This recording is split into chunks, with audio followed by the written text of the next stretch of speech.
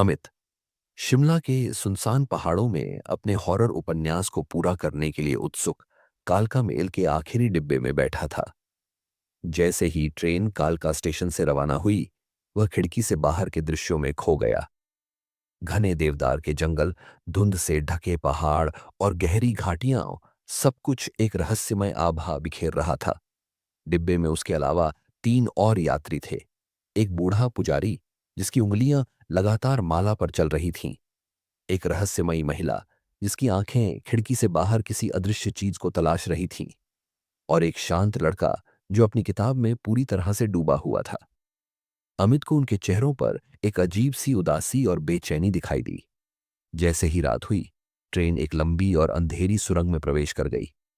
अचानक झटके के साथ ट्रेन रुकी और डिब्बे में अंधेरा छा गया। यात्रियों के बीच एक सामूहिक आह भरी गई। अमित ने अपनी टॉर्च निकाली और देखा कि पुजारी अपनी सीट पर नहीं था। डिब्बे के दरवाजे बंद थे और खिड़कियां भी। वह कहाँ गायब हो गया? कुछ देर बाद ट्रेन धीरे धीरे एक छोटे सुनसान स्टेशन पर रुकी।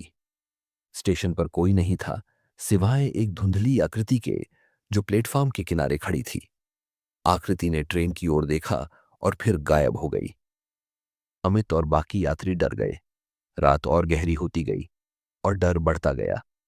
अचानक उन्हें डिब्बे में किसी के चलने की आवाज सुनाई दी। लड़का भी गायब हो गया था। महिला, जिसका नाम माया था, ने अमित को बताया कि वह एक तांत्रिक है और वह इस डिब्बे में भटक रही बुरी आत्मा को शांत करने के लिए आई है। उसने बताया कि यह आत्मा एक युवा लड़की की है जिसकी इसी ट्रेन में रहस्यमय तरीके से मृत्यु हो गई थी। माया ने अमित को एक ताबीज दिया और कहा कि यह उसे आत्मा से बचाएगा। तभी डिब्बे की लाइटें फिर से बंद हो गईं और एक ठंडी हवा का झोंका आया। आत्मा प्रकट हुई। उसकी आंखें क्रोध से जल रही थीं। आत्मा ने अमित और माया का पीछा करना शुरू कर दिया। वे डिब्बे के एक छोर से दूसरे छोर तक भागे, लेकिन आत्मा हमेशा उनके करीब रही। माया ने ताबीज से आत्मा पर हमला किया, लेकिन आत्मा ने उसे झटक दिया। फिर माया ने एक प्राचीन मंत्र का जाप करना शुरू किया।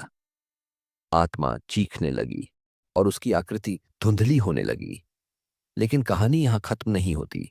माया ने बताया कि यह आत्मा सिर्फ एक मोहरा है जो इस ट्रेन की ओर भी खौफनाक सच्चाई को छुपाती है। एक ऐसा रहस्य जिसका संबंध इस ट्रेन के निर्माण के समय से है।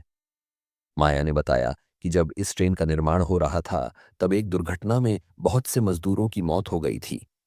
उनकी आत्माएं आज भी इस ट्रेन के निर्माण में लगी हैं, और ये लड़की की आत्मा उन्हीं मजदूरों में से एक है।